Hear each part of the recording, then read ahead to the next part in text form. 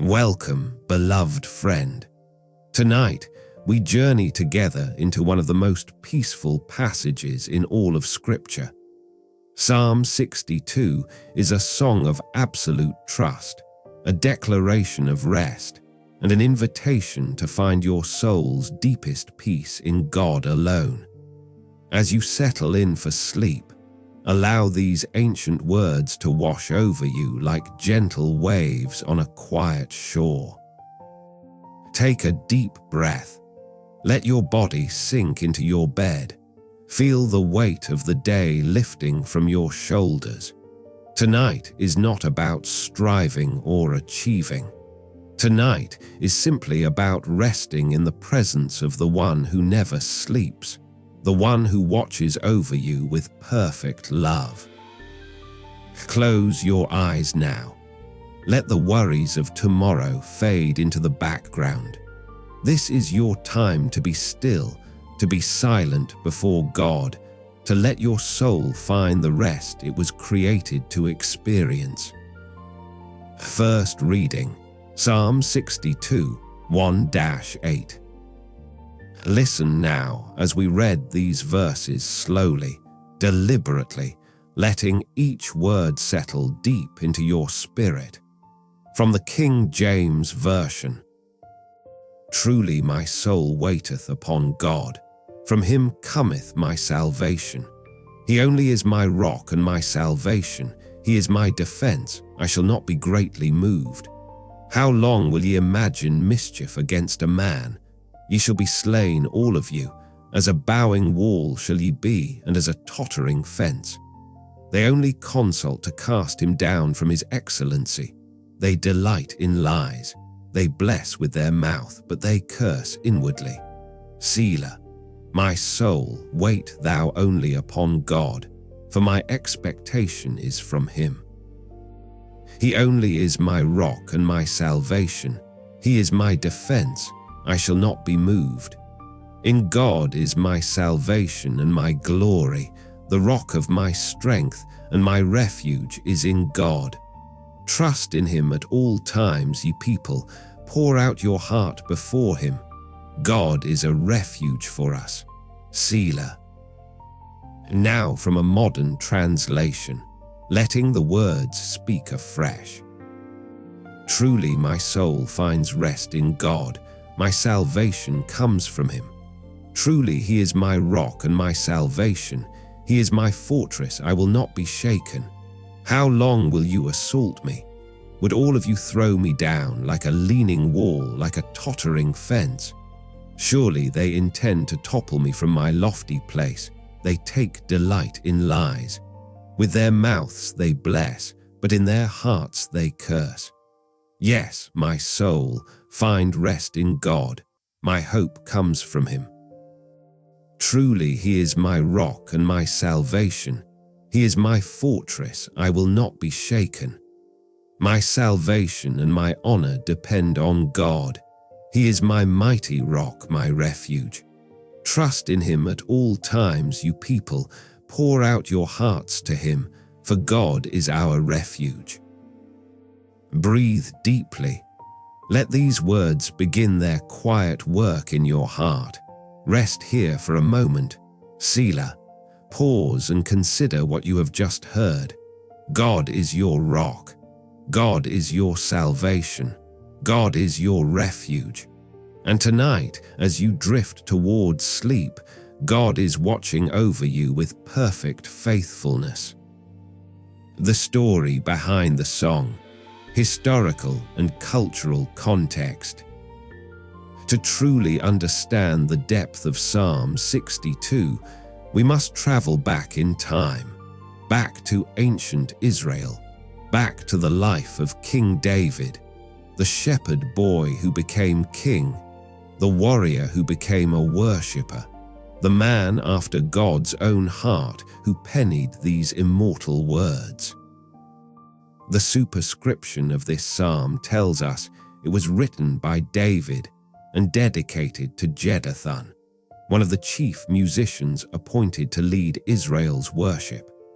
Jeduthun was not just any musician. He was among those specially chosen by David himself to give thanks to the Lord with various musical instruments. 1 Chronicles tells us about Jeduthun and his sons, how they prophesied with lyres and harps and cymbals, how they were set apart for the ministry of song in the house of the Lord. Imagine, if you will, the tabernacle in Jerusalem. The Ark of the Covenant has been brought home. David has established a permanent place for worship. The Levites have been organized into divisions, and among them 3 chief musicians stand out: Asaph, Heman, and Jeduthun. These men were not mere performers. They were prophets with instruments, men who could take the word of God and set it to music that would pierce the heart and stir the soul. Jeduthun and his sons were also doorkeepers, gatekeepers of the house of God. This detail is not insignificant. The ones who served at the highest posts in the choir did not consider themselves too important to wait at the doors of the Lord's house. They understood that true worship begins with humble service. The greatest singers were also faithful servants.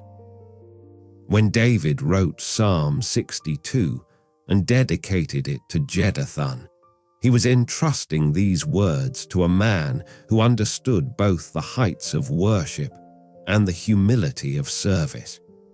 He was giving this song to someone who could translate the silent cry of a desperate soul into music that would echo through the generations. But what circumstances prompted David to write this psalm? While we cannot know with absolute certainty, many scholars and commentators throughout history have connected Psalm 62 to one of the darkest periods of David's life, the rebellion of his son Absalom. Picture David, now an aging king. He has known triumph and tragedy. He has defeated Goliath and conquered nations. He has sinned grievously with Bathsheba and suffered the consequences. He has seen his family torn apart by violence and betrayal. And now, his own beloved son Absalom has turned against him, gathering an army, winning the hearts of the people, and seeking to take the throne by force. David was forced to flee Jerusalem, the city he loved, the capital he had established. He left in disgrace, walking barefoot up the Mount of Olives, weeping as he went, his head covered in mourning. His own people had turned against him. His counselors had defected to Absalom. Even Ahithophel, David's trusted advisor, whose counsel was considered as the very word of God, had betrayed him. In the midst of this crisis, surrounded by enemies, uncertain of the future, David had a choice. He could rage against the injustice. He could plot revenge. He could marshal his forces and fight with every weapon at his disposal. But instead, David chose silence. He chose to wait on God. He chose to rest his soul in the only one who had never failed him. This is the context in which we must read Psalm 62. These are not the comfortable words of a man sitting in an armchair, philosophizing about trust. These are the battle-tested words of a king under siege, a father betrayed by his son, a leader watching his kingdom crumble, who nevertheless found a way to be still before God. The culture in which David lived only makes his response more remarkable. In ancient Israel, a king's power was everything. Your throne was your security. Your army was your defense. Your reputation was your shield. To be driven from your throne was to lose everything. To be attacked by your own son was the ultimate humiliation. And yet David, in the midst of losing all these things, discovered something that transcended them all. He discovered that his true security was not in his throne, but in his God. His true defense was not his army, but the Lord himself. His true reputation was not what people said about him, but what God knew of him. This psalm comes from a man who had nothing left to lean on but God, and who discovered that God alone was enough. It comes from a place of utter dependence, and from that place, David found unshakable peace. The ancient Israelites would have understood the imagery David uses in this psalm. They lived in a land of rocks and cliffs. They knew what it meant to hide in the cleft of a rock when enemies pursued. They knew the security of a high fortress, perched on a cliff where no enemy could reach. They knew the difference between a sturdy wall built on bedrock and a leaning wall about to collapse.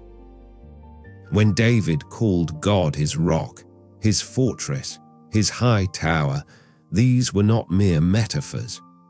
These were vivid, concrete images that spoke to the daily reality of life in ancient Israel. A rock was not just hard. It was the foundation of everything stable. A fortress was not just strong. It was literally unreachable by enemies. A high tower was not just tall. It was the difference between life and death when invaders came. In a world where warfare was brutal and constant, where invasions could come without warning, where a single defeat could mean the end of everything, these images carried weight that we can scarcely imagine today. When David sang of God as his rock and his fortress, he was making a statement about ultimate security in a world of ultimate danger. And he was doing it in song.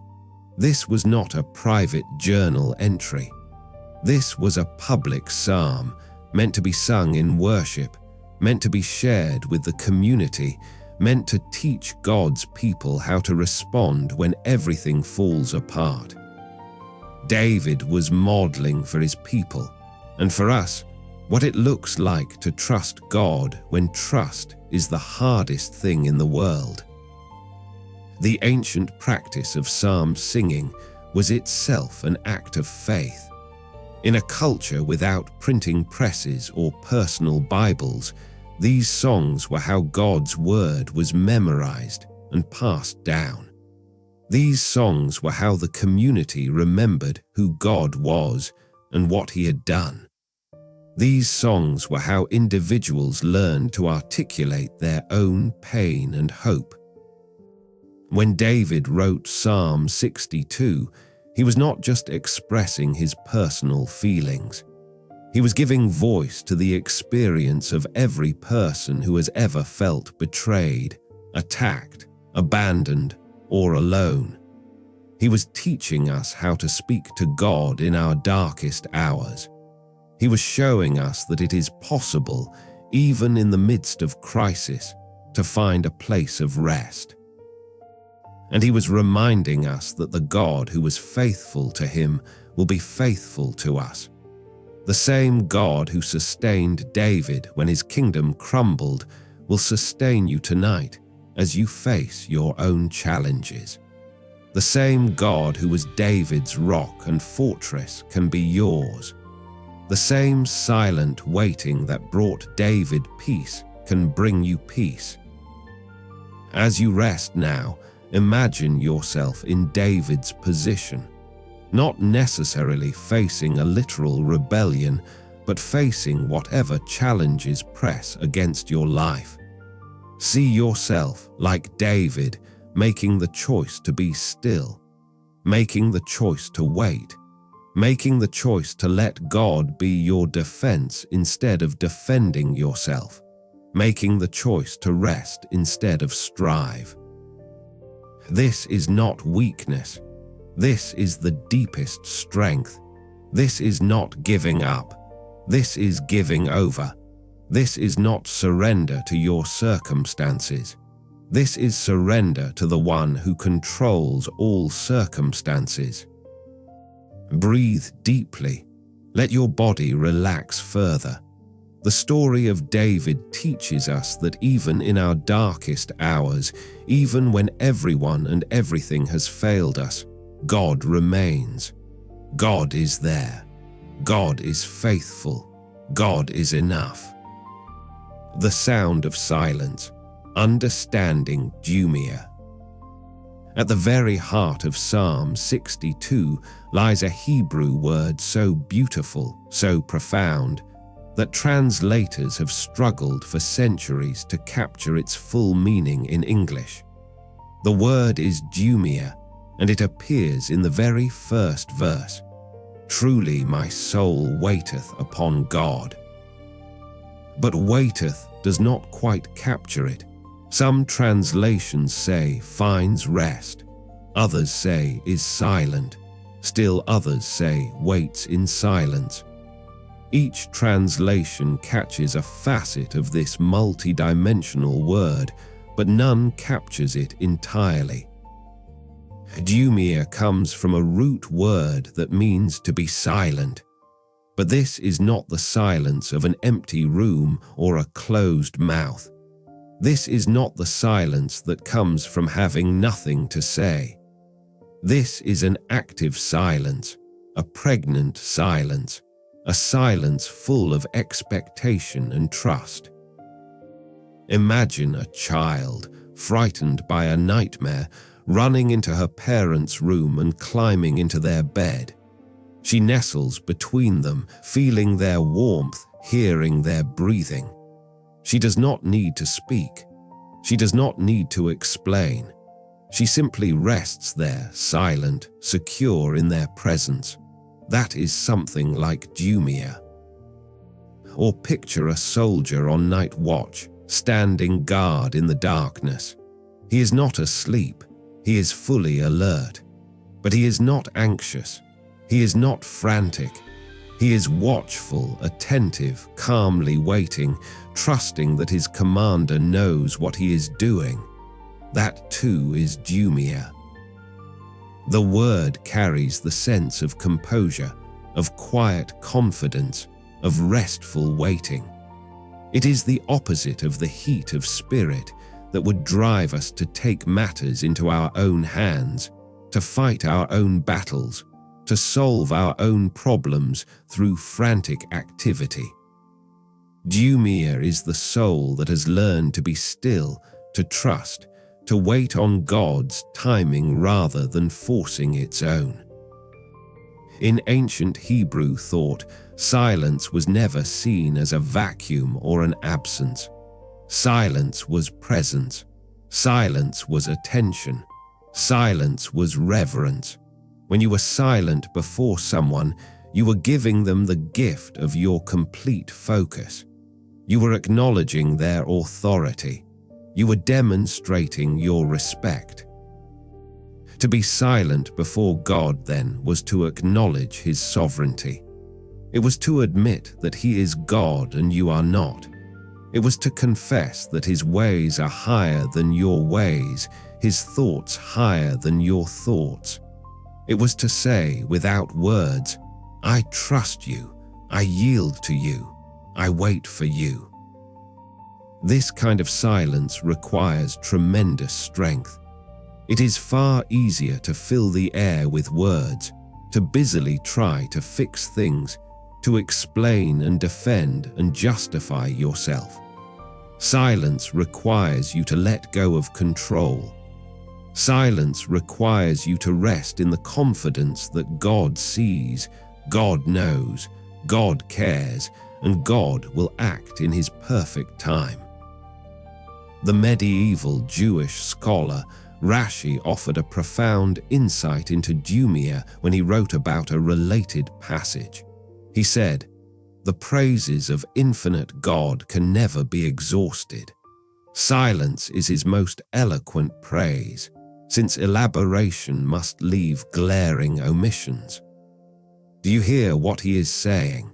When we try to describe God's greatness with words, we inevitably fall short. But when we are silent before him, when we let the magnitude of his being simply rest upon us without trying to capture it in language, that very silence becomes worship. Dumiyah appears only a handful of times in Scripture, always in the Psalms, and always in the context of trust. It is the silence of patient waiting, the silence of quiet repose, the silence of a soul that has found its home in God.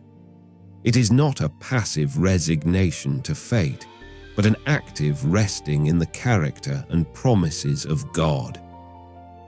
Think about the difference between two kinds of waiting.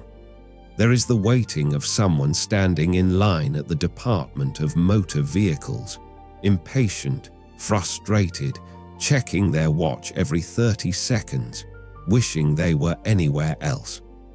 That is not dumiyah. But there is also the waiting of someone sitting by a loved one's bedside in the hospital, holding their hand, present with them in their suffering, not knowing what to say, but knowing that being there is enough. That approach is dumiyah. Or consider the difference between the silence of someone who has nothing to say and the silence of someone who has chosen not to speak. The first is empty, the second is full. The first is absence, the second is presence. The first is weakness, the second is strength. When David writes, "Truly my soul is silent to God," he is describing a conscious choice. He is actively engaging his soul in this silence. He is not naturally passive or quiet.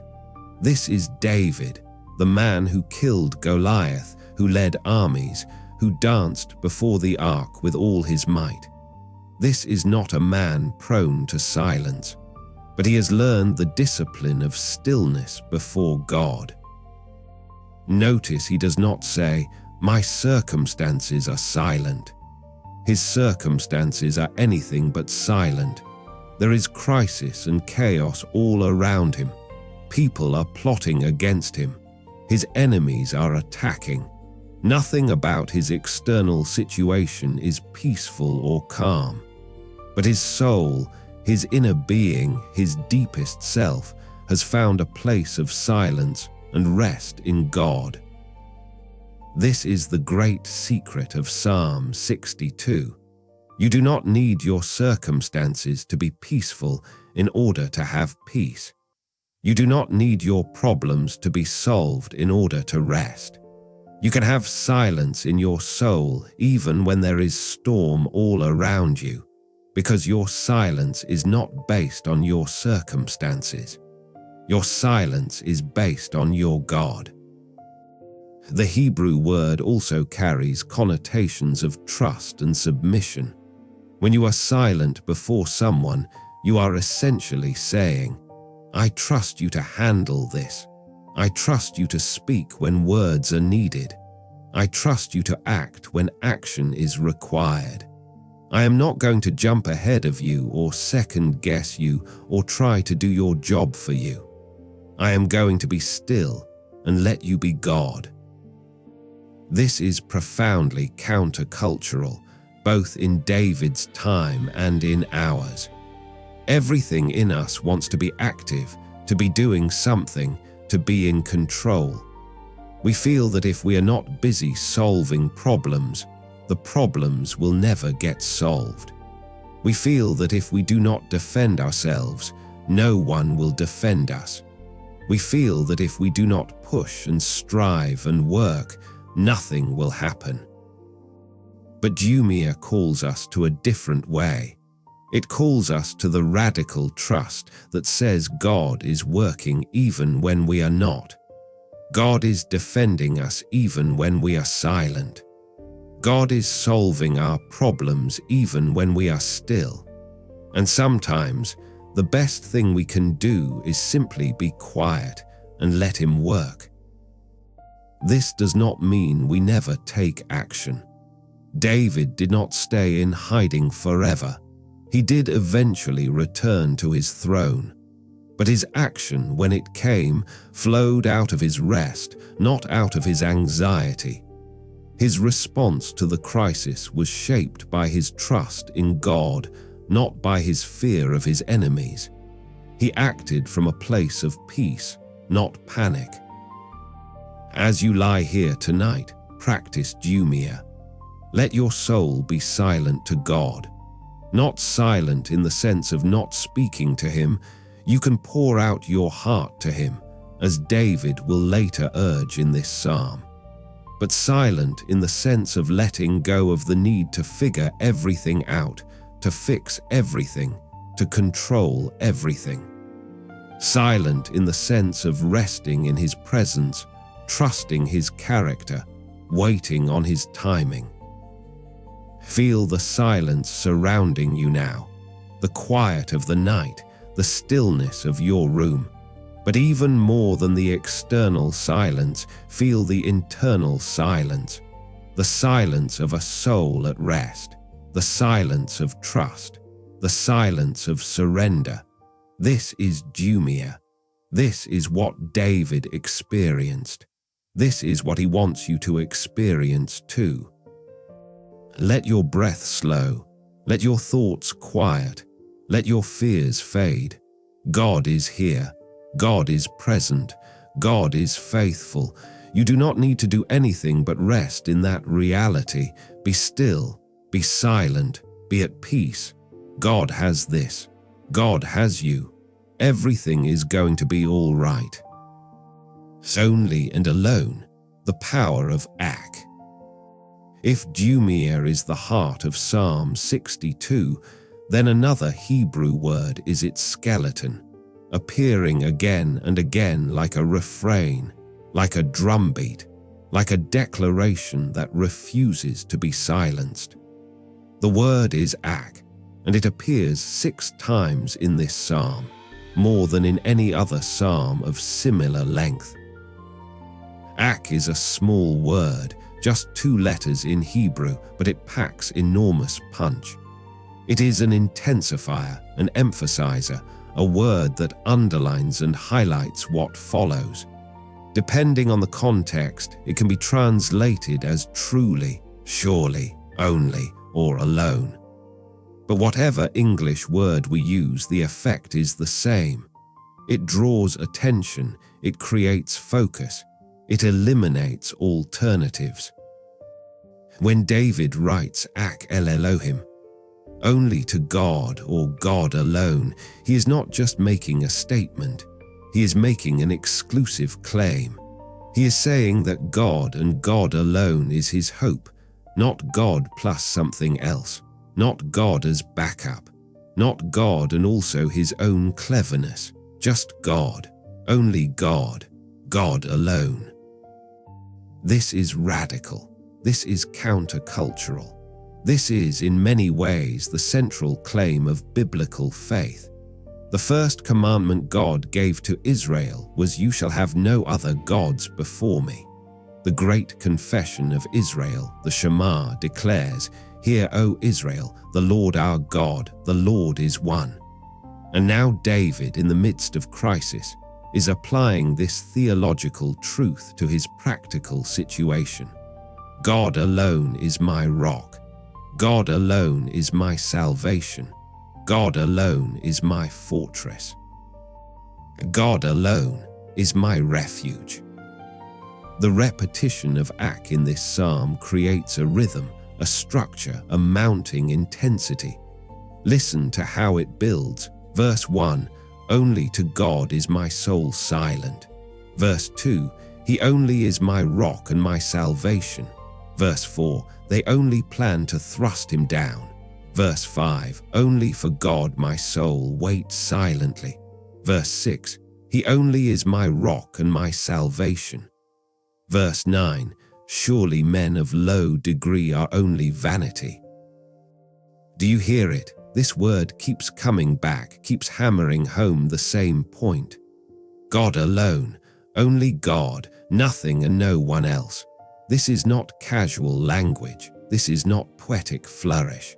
This is David in the midst of crisis, reminding himself over and over where his help comes from. It comes from God, only from God, not from his own strength, not from his army, not from political alliances, not from his wisdom or his experience or his resources. From God, God alone. The significance of this cannot be overstated. In David's world and in ours, the temptation is always to hedge our bets. To trust God, yes, but also to have backup plans. To pray, certainly, but also to manipulate circumstances. To have faith, sure, but also to rely on our own abilities. We want God plus something else. God and our intelligence. God and our connections. God and our money. God and our contingency plans. But Ak cuts through all of that. Ak says no, not God and something else. Just God, God alone, God only. This is not to say we should be passive or irresponsible. David did not stop using wisdom when he wrote this psalm. He did not disband his army or abandon his duties. But his fundamental trust, his ultimate confidence, his deepest security was in God alone. Everything else was secondary. Everything else was penultimate. Only God was ultimate. Think about what it means to have one foot on a rock and another foot in quicksand. You might think you are being wise, diversifying your support, keeping your options open. But in reality, you are just as endangered as if both feet were in the quicksand. As long as one foot is sinking, you are going down. The only way to be truly secure is to have both feet on the rock, to trust God completely, not partially, to rely on Him alone, not as one option among many. This is what David learned, possibly through years of running from Saul, hiding in caves, depending on God day by day for survival. Possibly through the shock of Absalom's rebellion, when everything he thought was secure proved unstable. However he learned it thoroughly. You do not trust God at all unless you trust Him alone. The commentator Matthew Henry wrote about this verse, "They trust not God at all who trust Him not alone." Another old preacher said it this way, "He that stands with one foot on a rock and another foot upon a quicksand will sink and perish as certainly as he that stands with both feet upon a quicksand." This is the message of Ak. This is what David is trying to tell us 6 times over, in case we miss it the first 5 times. But why is this so important? Why does God demand exclusive trust? Is He just being jealous or demanding? No, it is because anything less than total trust is, in reality, not trust at all. If you trust God 90% and yourself 10%, that 10% will undermine the 90%. If you rely on God most of the time but keep a backup plan in your pocket, you will find yourself reaching for that backup plan at the crucial moment. If you say you trust God but live as if everything depends on you, then you do not really trust God. You trust yourself with God as a nice addition. The only kind of trust that works, the only kind of faith that stands, is the kind that says, God alone. If God does not come through, I have nothing. If God does not provide, I am finished. If God does not defend me, I am done. But I am confident He will, because He is God, and He is faithful, and He has never failed me yet. This is not easy. Our instinct is to keep something in reserve, to have a plan B, to make sure we have a way out if God does not come through the way we expect. But plan B reveals that we do not really believe plan A will work. And when we have a plan B, we unconsciously start relying on it instead of relying on God. David is urging us 6 times in this brief psalm to let go of plan B, to put all our weight on God, to trust Him completely, not partially, to make Him our only refuge, not one refuge among several, to acknowledge that He alone is enough. This becomes especially clear when we see how David uses Ak in verse 4 to describe his enemies.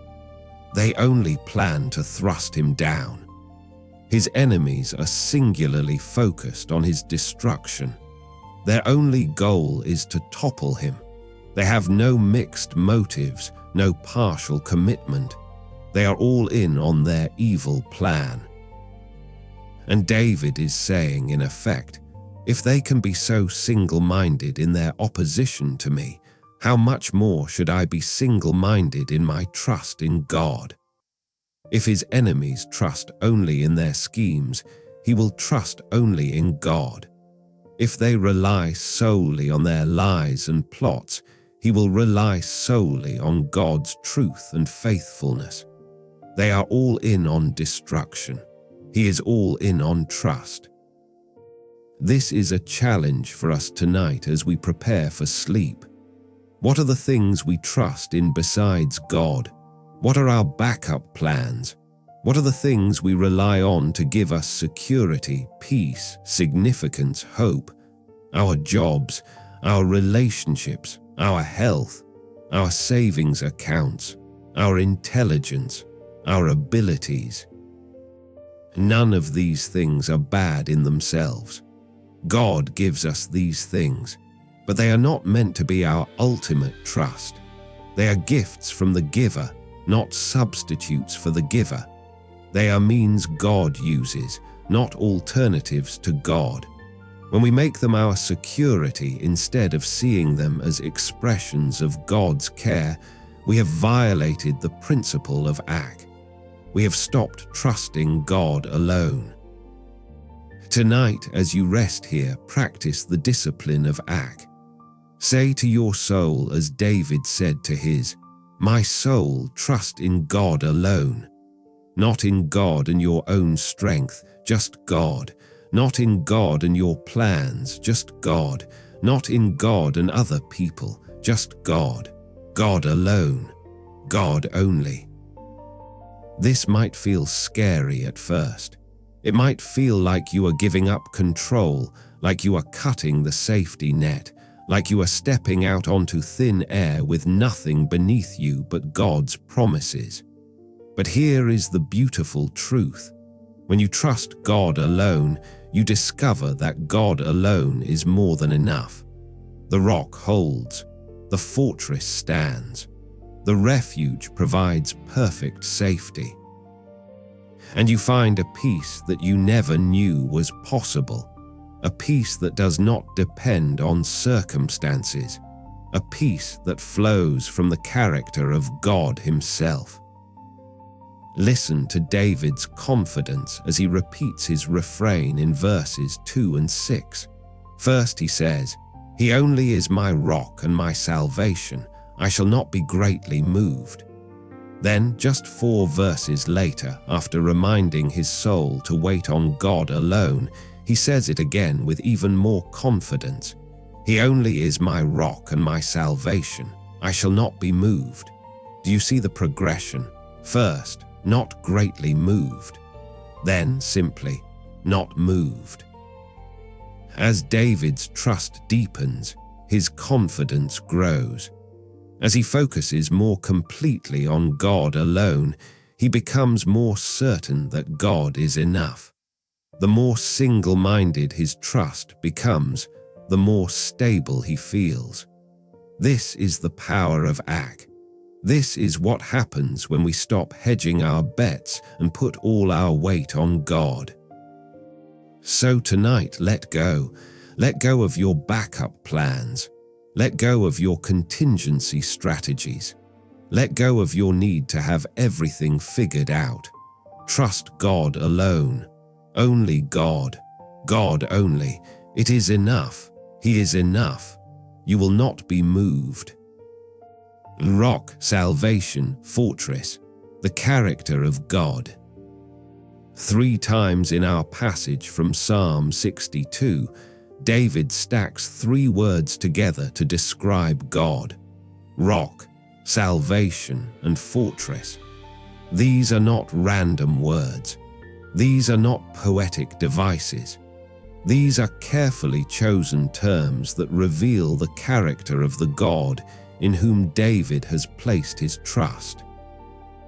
Let us begin with the first word, rock. In Hebrew, the word is tsur, and it refers to a massive boulder, a cliff, a huge stone formation. This is not a pebble you can hold in your hand. This is not even a stone you could lift. This is a mountain of rock, immovable, unshakable, permanent. In ancient Israel, rocks and cliffs were everywhere. The landscape was defined by them. The people built their houses on them, their fortresses on them, their cities around them. Rock was the foundation of everything stable in their world. When you built on rock, your building stood. When you built on sand, it fell. The Israelites also knew that rocks could save your life. When an enemy pursued you, you could hide in the cleft of a rock and be invisible. When wild animals hunted you, you could take refuge on a high rock where they could not reach you. When the sun beat down mercilessly, you could find shade in the shadow of a great rock. Rock meant safety. Rock meant security. Rock meant survival. So when David calls God his tsur, his rock, he is making a profound statement about God's nature. God is not fluid or changeable. God is not weak or unstable. God is solid, permanent, unchanging, reliable. You can build your life on him and know that the foundation will hold. You can lean your full weight on him and trust that he will not crumble or shift. This imagery of God as rock appears throughout Scripture. Moses sang about it after the crossing of the Red Sea. The Lord is my rock. The Psalms return to it again and again. The prophets proclaimed it. And Jesus himself built on this imagery when he told the parable of the wise man who built his house on the rock and the foolish man who built on the sand. But there is something even deeper here. In Hebrew thought, rock was associated not just with stability, but with eternity. Rocks outlasted generations. They stood unmoved while empires rose and fell. They were the closest thing to permanent that human beings could see in the natural world. To call God a rock was to say that he is eternal, unchanging, the same yesterday, today, and forever. Think about your own life. How many things that seemed solid have proven unstable? How many things you thought you could count on have let you down? How many foundations have crumbled? Relationships end. Jobs disappear. Health fails. Plans fall apart. Circumstances change. Nothing in this world stays the same. Except God. God is the rock that never moves, the foundation that never cracks, the stability that never shifts. When everything else in your life feels like quicksand, God is solid ground beneath your feet. Now consider the second word, salvation, in Hebrew, yeshuah. This word is loaded with meaning.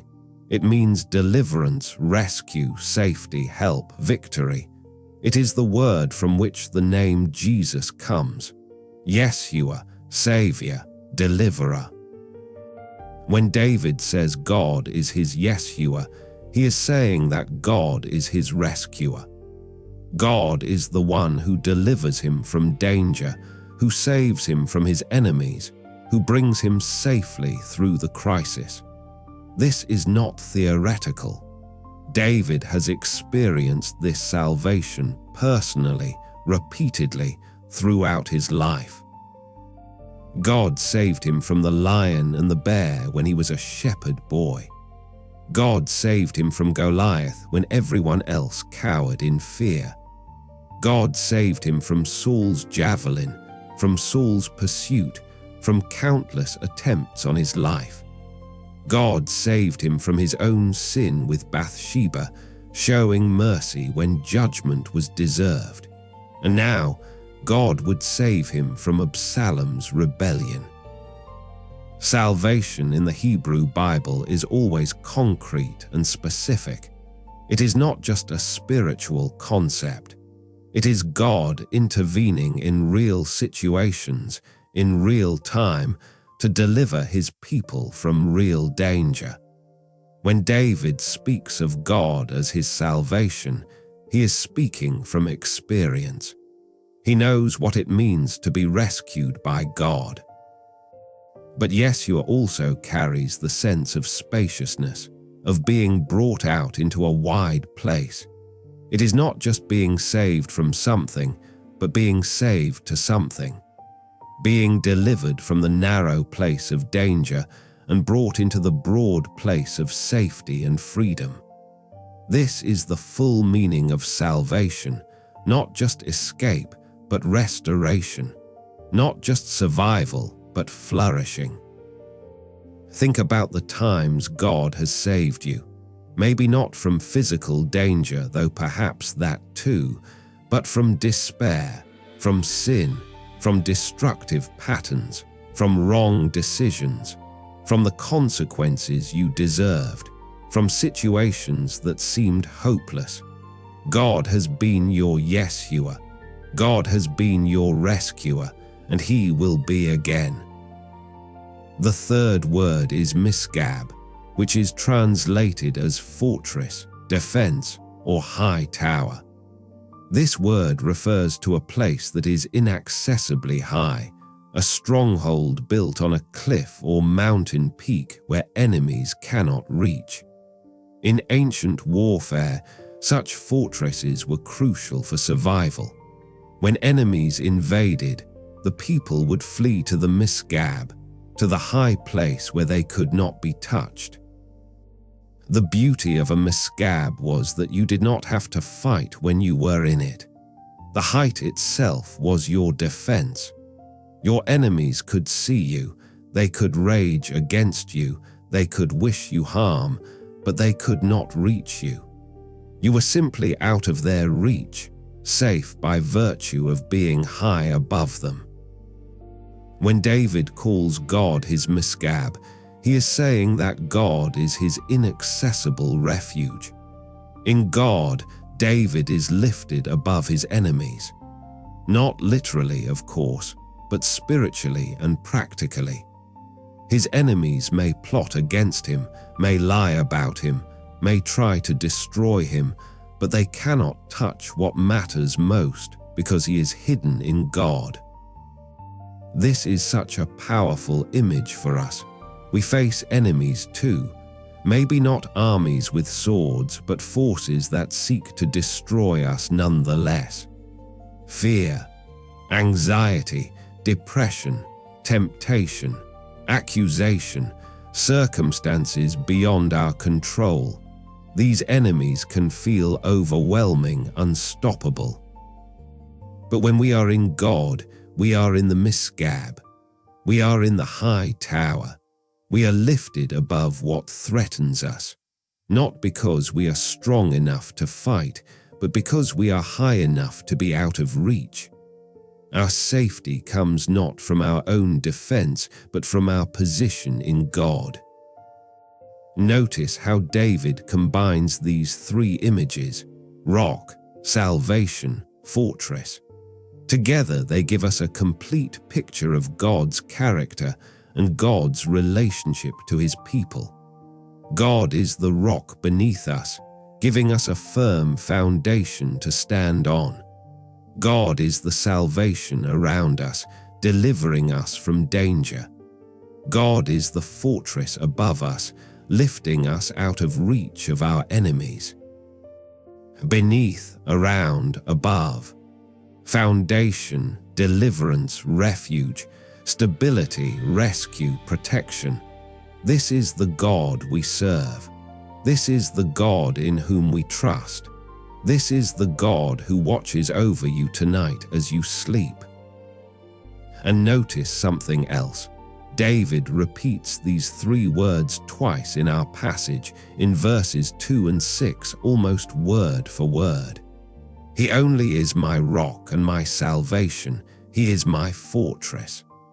Why the repetition? Because we need to hear it more than once.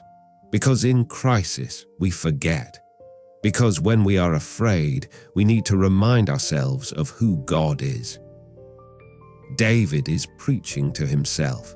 He is reminding his own soul of the truth about God, and he is inviting us to do the same. When your circumstances scream that you are not safe, remind yourself, God is my rock. When your fears tell you that you will not be rescued, remind yourself, God is my salvation. When your enemies seem to be closing in, remind yourself, God is my fortress. These are not wishful thinking. These are declarations of truth about the character of God, proven throughout history, demonstrated in David's life, and available to you right now. The same God who was David's rock can be your rock. The same God who was David's salvation can be your salvation. The same God who was David's fortress can be your fortress. As you rest here now, imagine yourself standing on solid rock. Feel how stable it is beneath your feet. You are not going to fall. You are not going to sink. The rock holds you firm. That rock is God. Now imagine strong arms lifting you up out of danger, carrying you to safety. You are being rescued. You are being delivered. You are being saved. Those arms are God's. Now imagine yourself in a high tower, looking down at everything that threatened you. You can see your problems, your fears, your enemies, but they cannot reach you. You are safe. You are secure. You are protected. That tower is God.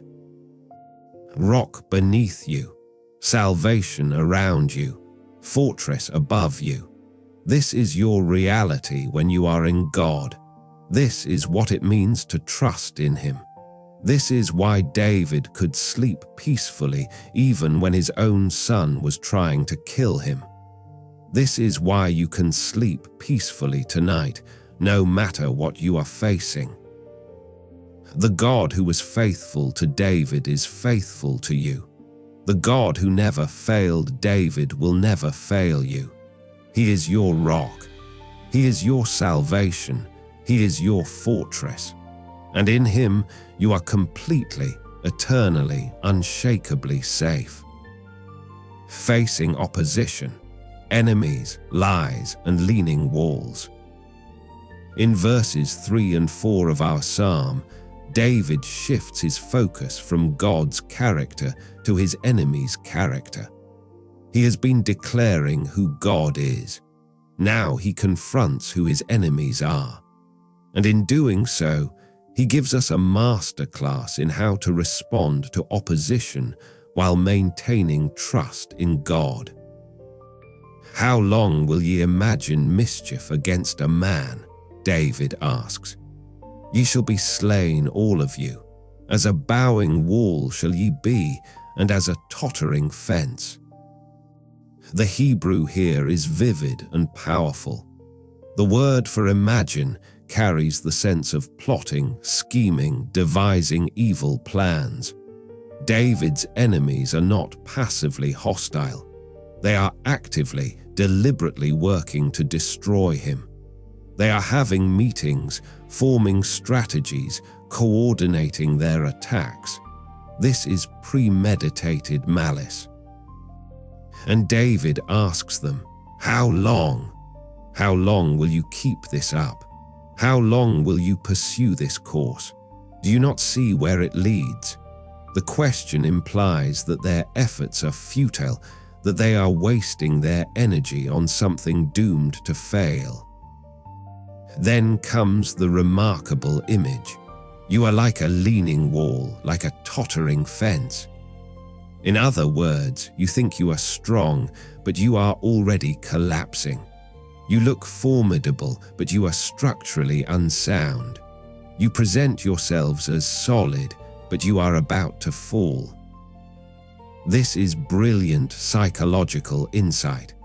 The very things that appear most threatening are often the things closest to collapse. The bully who seems so strong is often deeply insecure. The critic who attacks so viciously is often defending their own fragile ego. The person who schemes and plots most determinedly is often the one most afraid.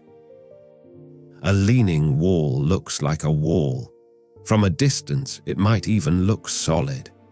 But anyone who looks closely can see that it is unstable, that it is already falling, that it is moments away from complete collapse. You would not lean against it. You would not trust your weight to it.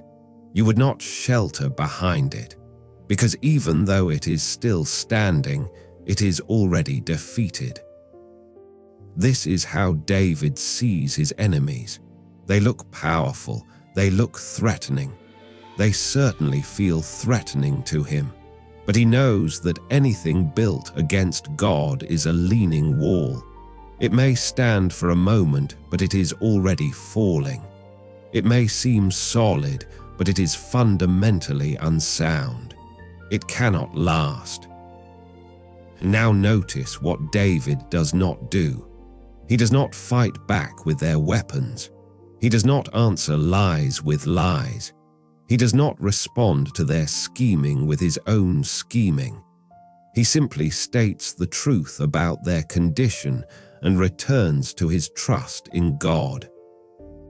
This is so different from how we naturally want to respond to opposition. When someone attacks us, every instinct screams to attack back.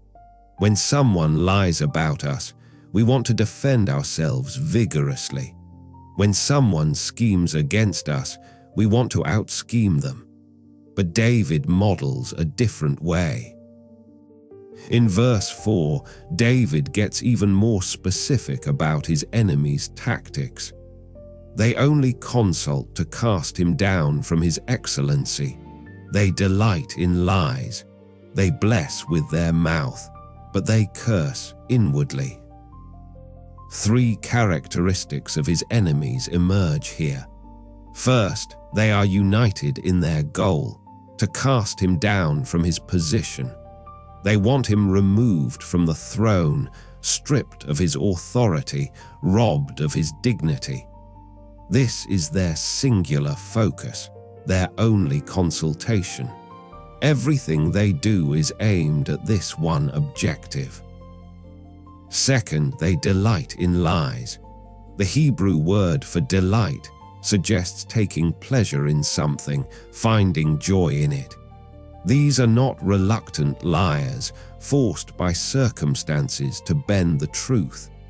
These are people who love lying, who enjoy deception, who take pleasure in falsehood. Lies are their native language, their preferred method, their chosen weapon. Third, they are hypocrites of the worst kind. With their mouths they bless, but in their hearts they curse. They say one thing to your face and another behind your back. They smile while plotting your destruction. They speak words of friendship while harboring thoughts of hatred. This is perhaps the most painful kind of betrayal. Open enemies, at least, are honest. You know where you stand with them. But secret enemies, people who pretend to be your friends while working for your downfall, these are the most dangerous and the most hurtful. And these were the kind of enemies David faced. Scholars believe this description fits perfectly with the situation during Absalom's rebellion. Absalom spent years winning the hearts of the people while David was still on the throne. He stood at the gate and told everyone who came with a case, "Your claims are good and right, but the king won't listen to you. If only I were judge, I would give you justice." He was blessing with his mouth while cursing in his heart. And it was not just Absalom.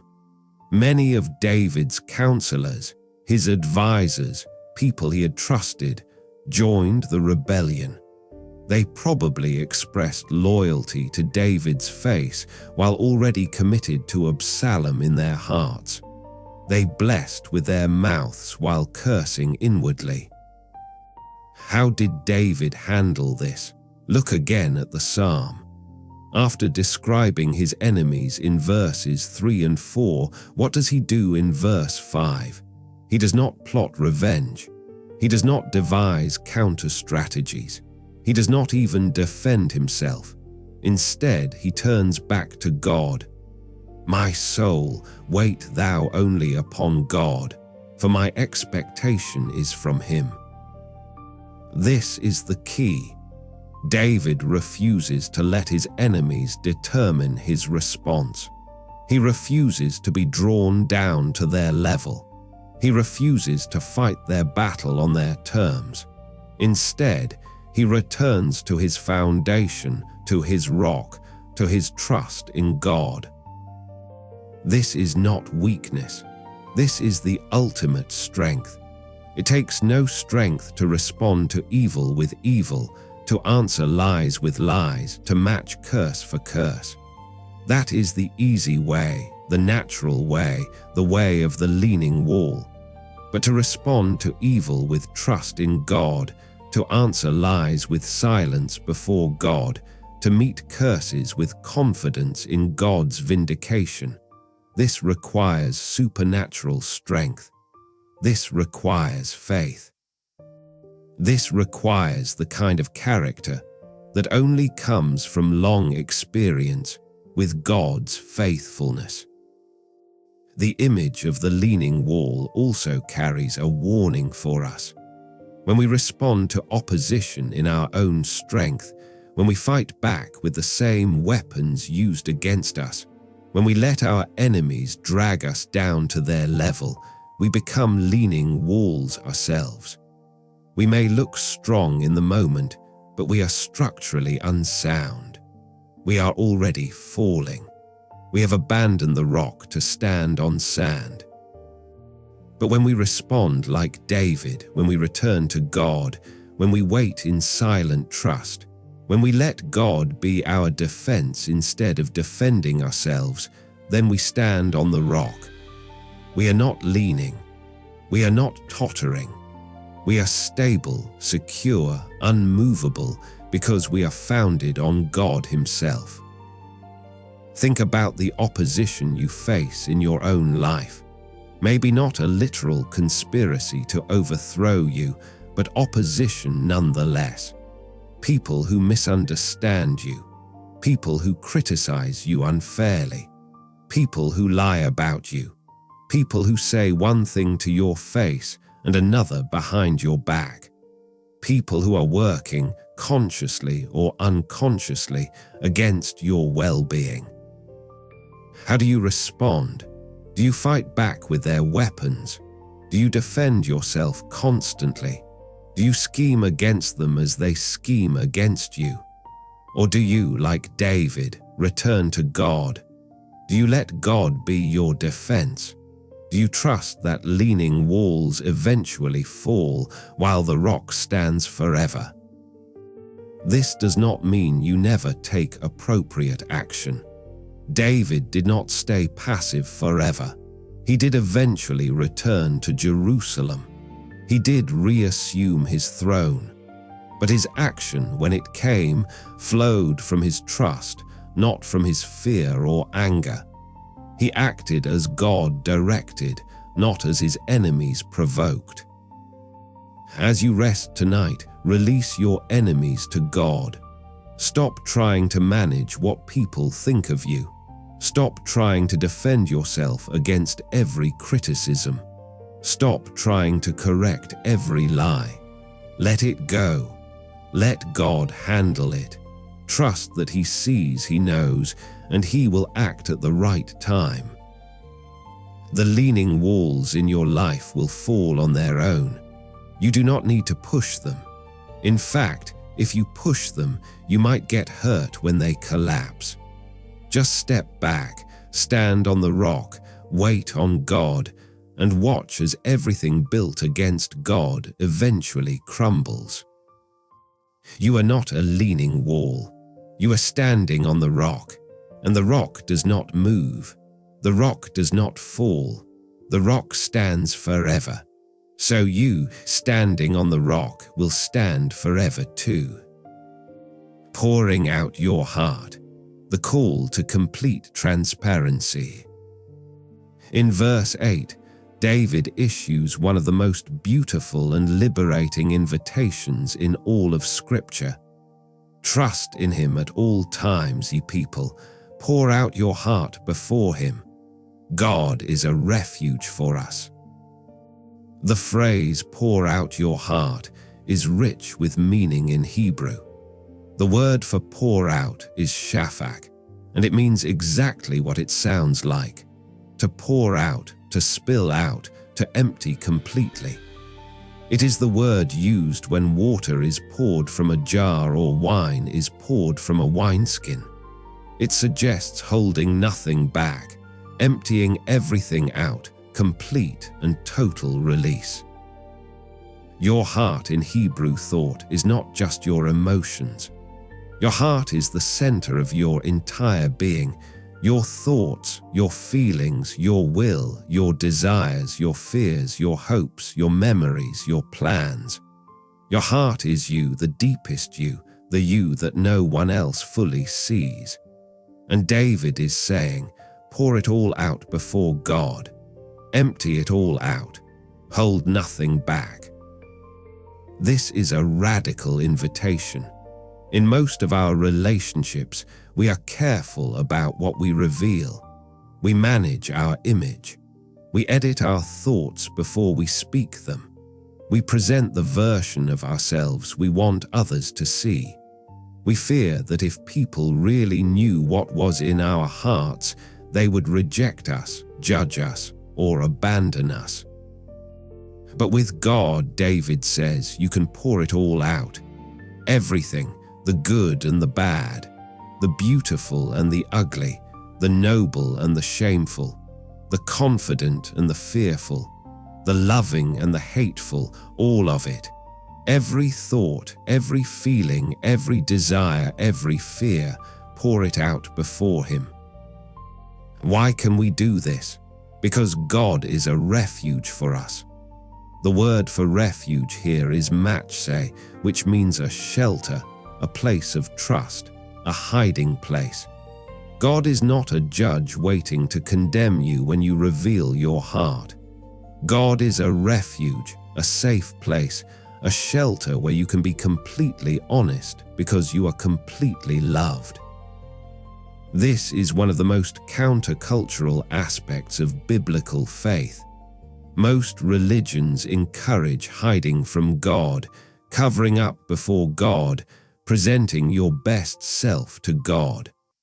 But the Bible consistently invites us to the opposite: radical transparency, complete honesty, total openness before God.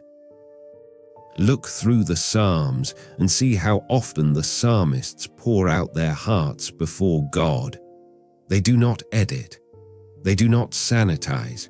They do not prettify their prayers. They tell God exactly what they are feeling, even when what they are feeling is not very spiritual. They complain to God. "How long, O Lord, will you forget me?" They accuse God. "Why do you stand far off in times of trouble?" They bargain with God. "Save me and I will praise you." They express doubt to God. Has God forgotten to be gracious? They even express anger at God. "Why have you rejected me?" And God does not rebuke them for this honesty. God does not punish them for their transparency.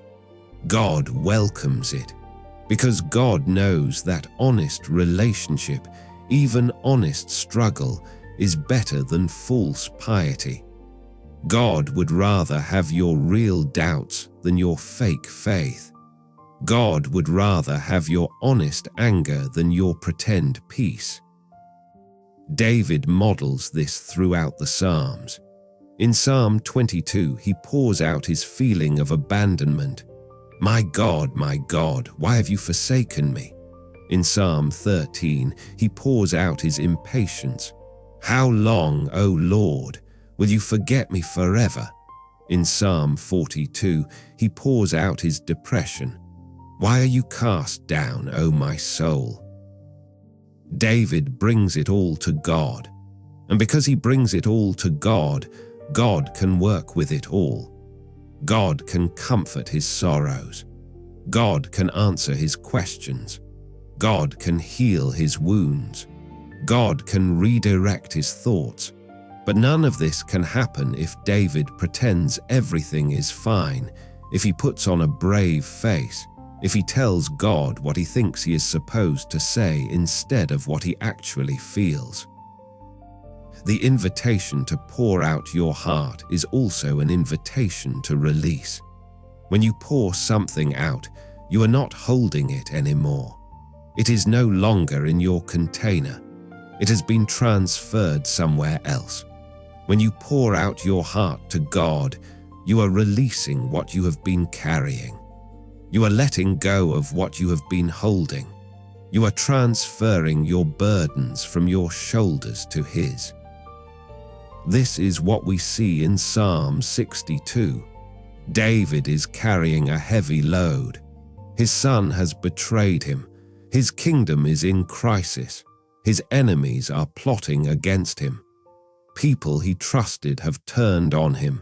This is not a light burden. This is crushing weight.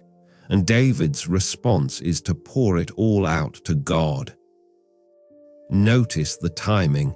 Trust in Him at all times. Not just when things are good, not just when you feel spiritual, not just when you have something nice to say. At all times, in every circumstance, in every mood, in every situation, always, continuously, without exception. This means you can come to God when you are angry. You can come to God when you are confused. You can come to God when you are disappointed. You can come to God when you are afraid. You can come to God when you doubt. You can come to God when you have failed. You can come to God when you have sinned. You can come to God when you do not even want to come to God. At all times, always. God is always a refuge. The call to pour out your heart is not just for individuals. David addresses this command to ye people, to the community, to all of us together. This suggests that part of pouring out our hearts to God is doing it in community, being honest with each other as we are honest with God, creating spaces where people can be real instead of performing, where struggles can be shared instead of hidden. But even when we are alone, even in the dark of night, even when no one else knows what we are facing, we can pour out our hearts to God. This is what David is doing in Psalm 62. He is alone, probably in the wilderness, fleeing from his own son, surrounded by enemies. And in that lonely, desperate place, he pours out his heart to God. What is in your heart tonight? What have you been carrying? What have you been holding? What have you been afraid to say out loud, even to yourself? What fears are keeping you awake? What regrets are haunting you? What disappointments are weighing on you? What angers are simmering beneath the surface? What longings are going unmet? Pour it out, all of it, right now. Tell God exactly what you are feeling. Do not edit it. Do not clean it up. Do not make it sound more spiritual than it is. Just pour it out. Empty the jar. Spill the contents. Let it all out. God is not shocked by what is in your heart. He already knows. He knows you better than you know yourself. The pouring out is not for his benefit. It is for yours. When you pour out your heart to God, you discover that the act of releasing is itself therapeutic. You find that speaking the truth, even when the truth is painful, brings relief. You learn that you are not alone, that God is with you, that he receives you exactly as you are. And here is the beautiful promise. When you pour out your heart to God, he pours his peace into you. When you empty yourself of your burdens, he fills you with his presence. When you release your anxiety, he gives you his rest. When you let go of your control, he gives you his comfort. This exchange is at the heart of the gospel. We give him our sin, he gives us his righteousness. We give him our brokenness, he gives us his healing. We give him our weakness, he gives us his strength. We give him our death, he gives us his life. It is always an exchange in our favor. We always get the better end of the deal. So pour it out now. In the silence of this night, in the privacy of your own heart, pour it all out to God.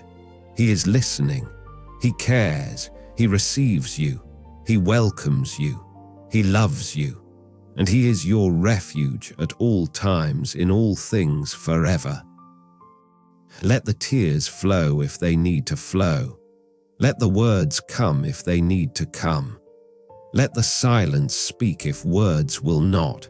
Just pour it out. Empty yourself. Release it all to him. And then rest in the beautiful, liberating truth that God is your refuge, and in him you are safe. The vanity of humanity, breath on a scale.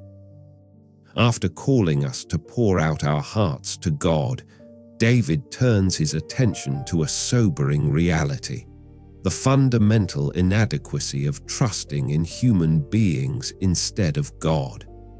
Verse 9 contains some of the most striking imagery in the entire psalm. Surely men of low degree are vanity, and men of high degree are a lie. To be laid in the balance, they are altogether lighter than vanity. This is not cynicism. This is realism.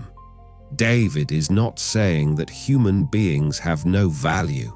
He is saying that human beings cannot bear the weight of ultimate trust. They were never designed to be your rock, your salvation, your fortress. When you try to make them that, you discover they cannot support the load. The Hebrew word translated vanity here is hevel, one of the most evocative words in the Hebrew Bible. It means breath, vapor, mist, something insubstantial and fleeting. It is the same word used throughout Ecclesiastes. Vanity of vanities, all is vanity. It is the word for morning fog that appears for a moment and then disappears with the first rays of sun. David applies this word to both men of low degree and men of high degree. In Hebrew, these are literally sons of Adam and sons of man, a way of referring to common people and important people, ordinary folks and the elite, the powerless and the powerful. David's point is that it makes no difference whether you put your trust in someone weak or someone strong, someone poor or someone rich, someone unknown or someone famous. They are all hevel, they are all breath, they are all vapor. This would have been particularly poignant for David to write. He had been a man of low degree, a shepherd boy, the youngest son, the one not even invited when Samuel came to anoint Israel's next king. And he had become a man of high degree, the king, the warrior, the conqueror, the most powerful man in Israel. David had experienced both ends of the spectrum. And he knew from personal experience that neither low degree nor high degree provided the security that people often think they provide. But the imagery gets even more vivid. David says that if you were to put all humanity on one side of a scale and vanity on the other, humanity would be lighter than vanity. Think about that for a moment. Vanity, by definition, is weightless. It is breath. It is vapor. It has no substance. And David is saying that humanity, collectively, is even lighter than that. On the cosmic scales of ultimate trust, humans have no weight at all. This is not to demean humanity. Humans are created in God's image. Humans have inherent dignity and value. God loves humans so much that he sent his Son to die for them. But humans were not created to be the foundation of other humans. We were created to find our foundation in God. When we try to reverse this order, when we try to build our security on people instead of on God, we discover that the foundation cannot hold. Consider what happens when you put your ultimate trust in another person. Maybe it is a parent, and you need their approval to feel valuable. Maybe it is a spouse, and your whole sense of well-being depends on their mood. Maybe it is a friend, and their opinion of you determines your self-worth. Maybe it is a leader, and you believe they will solve all your problems. Maybe it is yourself, and you think your intelligence or ability or willpower will see you through every challenge. What happens? Eventually, inevitably, the person fails you, not necessarily because they are bad people, not even necessarily because they do not love you, simply because they are human, they are breath, they are vapor, they are lighter than vanity. They were never meant to carry the weight you are putting on them. Parents fail, even good parents. They make mistakes. They have their own struggles. They cannot give you everything you need. Spouses fail, even faithful, loving spouses. They have bad days. They misunderstand you. They cannot read your mind or meet your every need. Friends fail, even true friends. They move away. They get busy with their own lives. They sometimes let you down. Leaders fail, even well-intentioned leaders. They are flawed. They are limited. They cannot fix everything. And you yourself fail. You know this intimately. You know your own weaknesses, your own limits, your own tendency to fall short. This is not pessimism. This is the human condition. We are glorious and tragic, made in God's image but fallen from God's grace, capable of great things but limited in all things. And David is saying, do not put the weight of ultimate trust on what cannot hold it. Do not ask humanity to be your God. It will always disappoint you, not because it is evil, but because it is finite. The phrase, "men of high degree are a lie," is particularly striking. Why are powerful, successful, important people a lie? Because they present an appearance of security and stability that is false. They look like they have it all together.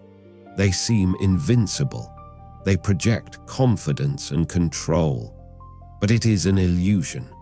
Scratch the surface and you find the same fragility, the same vulnerability, the same breath-like existence as everyone else. David knew this intimately. He was a man of high degree. People looked up to him.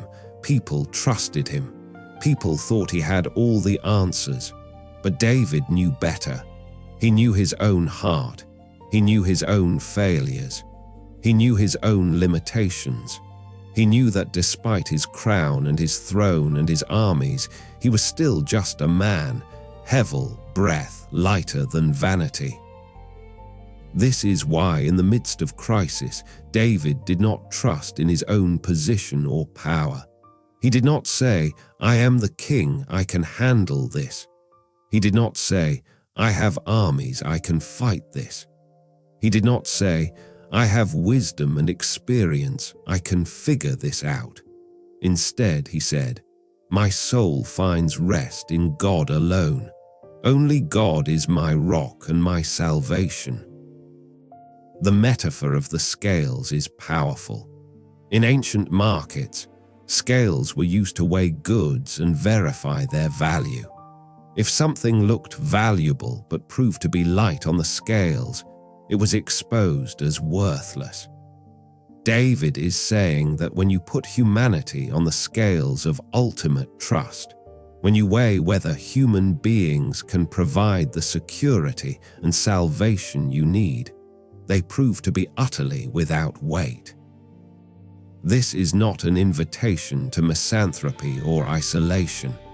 David is not saying you should not love people, trust people, or rely on people in appropriate ways. Healthy relationships are a gift from God. Community is essential. We need each other. But there is a difference between appropriate interdependence and misplaced ultimate trust. There is a difference between receiving help from people and making people your God. The wisdom here is to keep things in proper proportion. Appreciate people, love people, receive from people. But do not ask people to be what only God can be. Do not burden people with trust they were never designed to carry. Do not put your ultimate hope, your fundamental security, your deepest peace in human hands. They will break under the weight, and you will be disappointed. Instead, David urges, trust in God at all times. Pour out your heart to him, make him your refuge. Because unlike humanity, God is not hevel. God is not breath. God is not vapor. God is rock. God is solid. God has weight. God can bear the load of your trust. God can sustain the weight of your dependence. God can hold you up when everything else falls down. As you rest tonight, consider where you have been placing your ultimate trust. Have you been looking to people to provide what only God can provide? Have you been disappointed when they prove to be lighter than vanity? Have you been asking human beings to be your rock, your salvation, your fortress? Let it go. Release them from that impossible burden. They were never meant to carry it. And release yourself from the constant disappointment of trusting in what cannot hold. Turn instead to the one who is solid, permanent, weighty, substantial. Turn to the rock that does not crumble, the salvation that does not fail, the fortress that cannot be breached. God is not vanity. God is not breath. God is not vapor. God is eternal, unchanging, solid, real. And in Him alone, your trust is well placed. In Him alone, your hope is secure. In Him alone, your soul finds rest. The final words: power and unfailing love. As Psalm 62 draws toward its close, David makes two final declarations about God's character. These are not part of the verses we are focusing on tonight, but they provide such a perfect conclusion to everything David has been saying that we must briefly consider them. In verses 11 and 12, David says, "God has spoken once, twice have I heard this. That power belongs to God. Also to you, O Lord, belongs mercy, for you render to each one according to his work." Power belongs to God. This is the first thing. All power, all strength, all might, all authority, it all belongs to God. This is why you can trust Him. This is why you can rest in Him. This is why He is sufficient as your rock, your salvation, your fortress.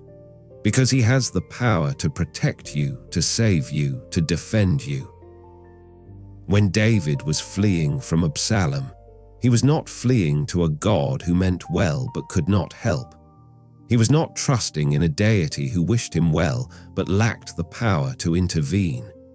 He was running to the God who spoke the universe into existence, who divided the Red Sea, who brought down the walls of Jericho, who had given David himself the strength to defeat Goliath. David was trusting in power, real, actual, effective power. This matters because trust without power is pointless. You can rest in someone's good intentions, but if they lack the ability to help you, what good is it? You can appreciate someone's love, but if they are powerless to act, how does that change your situation? But when you combine perfect love with infinite power, you have something real, something solid, something you can actually build your life on. The Hebrew word for power here is oz, which means strength, might, force. It is not just theoretical power or potential power. It is actual, demonstrable strength. God has oz. God has the ability to do what needs to be done, and that oz belongs to Him. He is not borrowing it. He is not deriving it from somewhere else. It is His by nature. He is the source of all power. But power alone is not enough. Power without character is dangerous. Power without love is terrifying. Might without mercy is tyranny.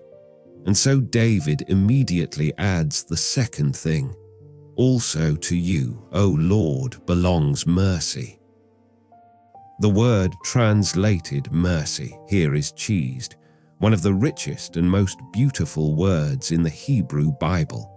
It means steadfast love, faithful love, loyal love, covenant love, unfailing love. It is the love that does not depend on the beloved's worthiness. It is the love that does not change when circumstances change. It is the love that keeps its promises. It is the love that never gives up. Cheesed is God's character. It is who He is. It is not just something God does. It is something God is. When the Bible wants to summarize God's essential nature, it says God is love. When it wants to describe God's dealings with His people, it speaks of His cheesed, His unfailing love that endures forever. So here is the complete picture. Power belongs to God, and unfailing love belongs to God.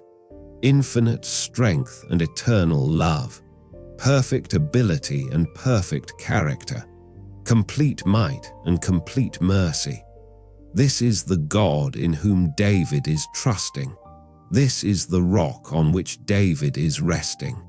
This is the salvation David is counting on. And this is the God who is available to you tonight. The same power that sustained David sustains you. The same unfailing love that surrounded David surrounds you. The same rock that held David holds you. The same salvation that delivered David delivers you. The same fortress that protected David protects you. David ends with one more declaration: "For you render to each one according to his work." At first glance, this might seem out of place. We have been talking about rest, about trust, about not relying on our own works. Why does David end with God rewarding people according to their works? Because David is not talking about earning God's love or salvation through works. He is talking about God's justice, God's faithfulness to keep his promises. God is not arbitrary. God is not capricious. God does what he says he will do. If he promises to protect those who trust him, he will do it. If he promises to deliver those who wait on him, he will do it. If he promises to be the rock and salvation and fortress of those who make him their refuge, he will do it. This is the final piece of the puzzle. You can trust God not only because he has power and not only because he has love, but also because he is faithful. He does what he says he will do. He keeps his promises. He rewards trust with deliverance. He responds to faith with faithfulness. He honors those who honor him. David has experienced this throughout his life. Every time he trusted God, God proved trustworthy. Every time he waited on God, God came through. Every time he made God his refuge, God protected him. This track record of faithfulness is what gives David confidence now, in the midst of crisis, to rest in God once again. And God's track record extends beyond David, beyond ancient Israel, all the way to you. Look back on your own life. Think about the times you trusted God. Did he not prove faithful? Think about the times you waited on him. Did he not come through? Think about the times you made him your refuge. Did he not protect you? Maybe not always in the way you expected, maybe not always on your timeline, but always in faithfulness to his character and his promises. This is why you can sleep tonight. This is why you can rest now. This is why you can let go of your anxieties and trust God with your tomorrows. Because power belongs to God. Because unfailing love belongs to God. Because God is faithful to his word. Because God renders to each one according to their work, and your work is to trust him, to wait on him, to make him your refuge. And God will honor that trust. He always has. He always will. Finding rest today. Personal application for modern life. We have journeyed through Psalm 62, exploring its historical context, diving deep into its Hebrew meanings, examining its imagery and theology. But now we must ask the most important question. What does this ancient song mean for you tonight, in your life, in your circumstances? You live in a world vastly different from David's. You probably do not have literal armies pursuing you or a rebellious son trying to take your throne. But you have your own battles, your own betrayals, your own crises. The details differ, but the need is the same.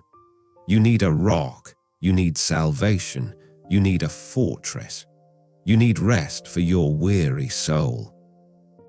Perhaps tonight, as you prepare for sleep, you are carrying the weight of anxiety.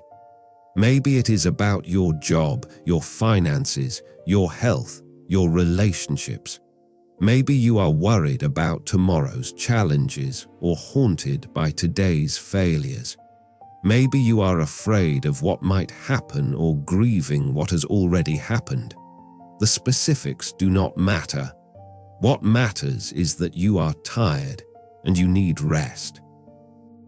David's invitation to you is simple but profound. Let your soul be silent to God. Practice dumiyah. Stop trying to figure everything out.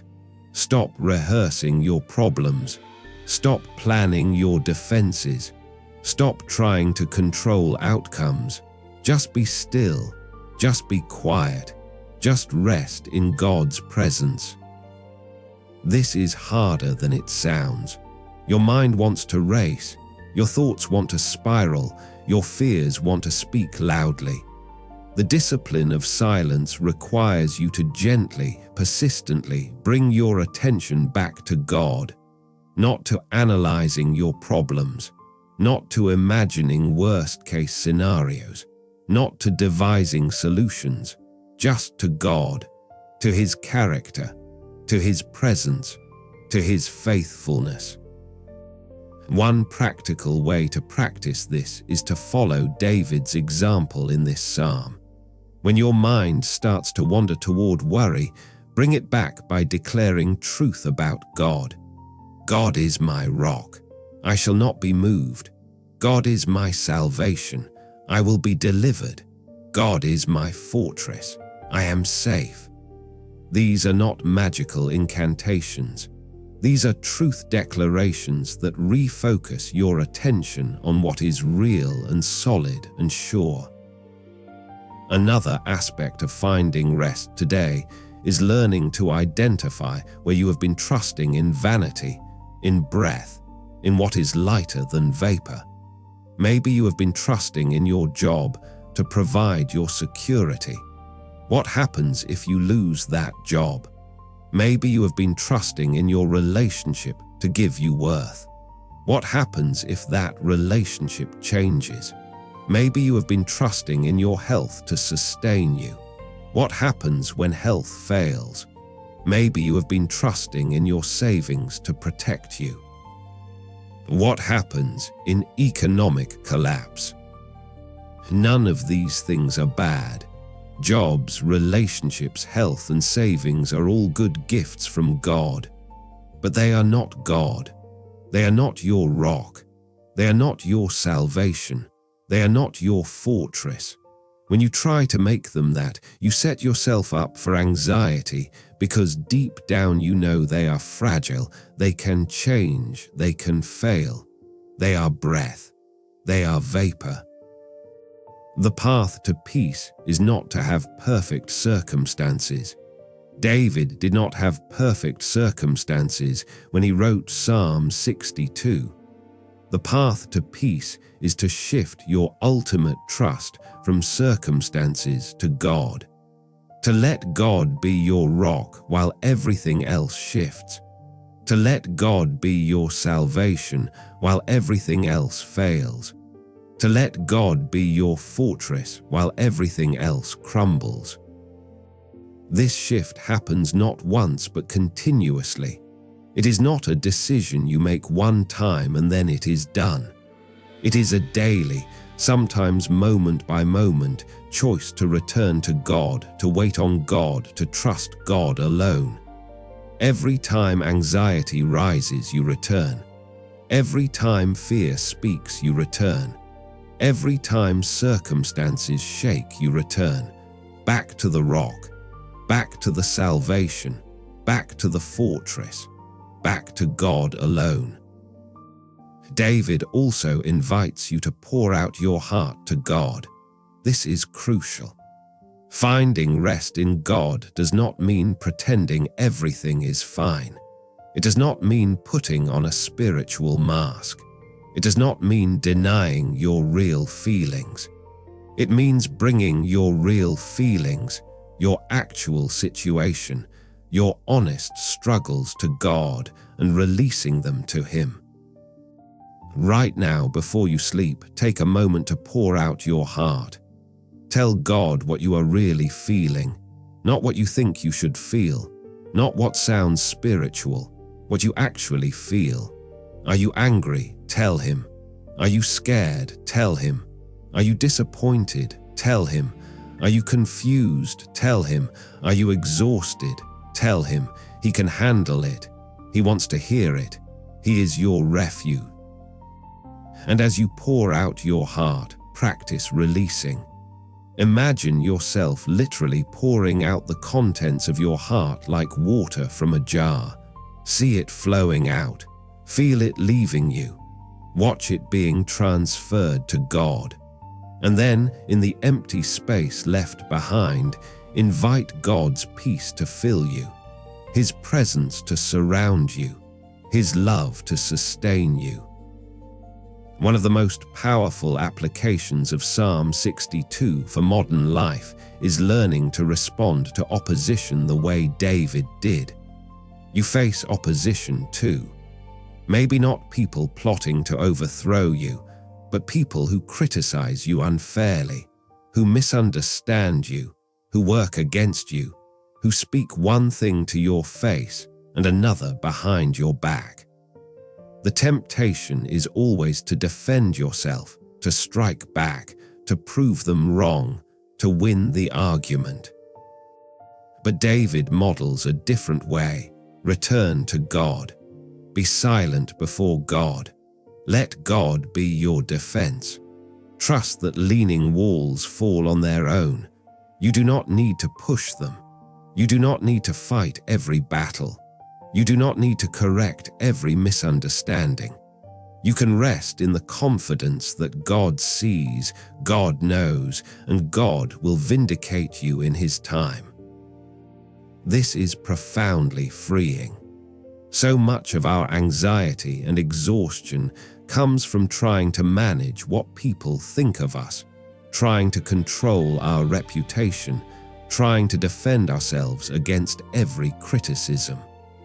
When you let this go, when you entrust your reputation to God, when you let Him be your defense, you discover an enormous weight has been lifted from your shoulders. Another practical application involves the rhythm of your days. David talks about trusting God at all times, not just in your morning quiet time, not just on Sundays, not just when things are going well, at all times, all day long, in every situation. This suggests building moments of return throughout your day. When you wake up, before you check your phone or start your to-do list, take a moment to be silent before God. Remind yourself that He is your rock. When you face a challenge during the day, pause and pour out your heart to Him before you react. When someone irritates you, return to God before you respond. When good things happen, thank Him as your source. When bad things happen, run to Him as your refuge. At all times, continuously. This is the life of trust David is modeling. You might also consider the practice of Selah. This word appears twice in Psalm 62, though not in our particular passage tonight. Selah means pause, stop, consider, meditate.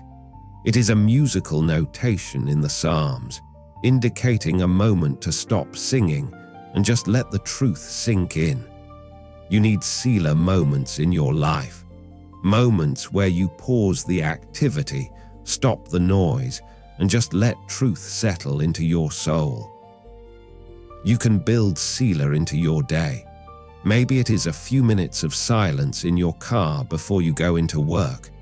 Maybe it is a brief walk around the block. Maybe it is turning off the radio and just sitting with God for a moment. Maybe it is these moments before sleep where you let the day go and rest in God's presence. Selah, pause, be still. Let truth sink deep. The application of Psalm 62 also extends to how you make decisions.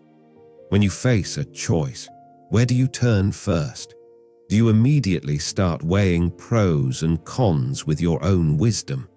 Do you call everyone you know for advice? Do you frantically search the internet for answers? Or do you first be silent before God, asking Him to guide you, trusting Him to direct your path? This does not mean you do not use wisdom or seek counsel. David was a wise man who listened to advisors, but his ultimate trust was in God.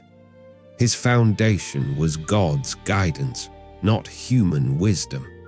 So even as he gathered information and consulted with others, he was fundamentally waiting on God, listening to God, trusting God to make the path clear. The same can be true for you. When you need to make a decision, start with silence before God. Pour out your heart about the choice. Acknowledge that you need His wisdom. Ask Him to guide you.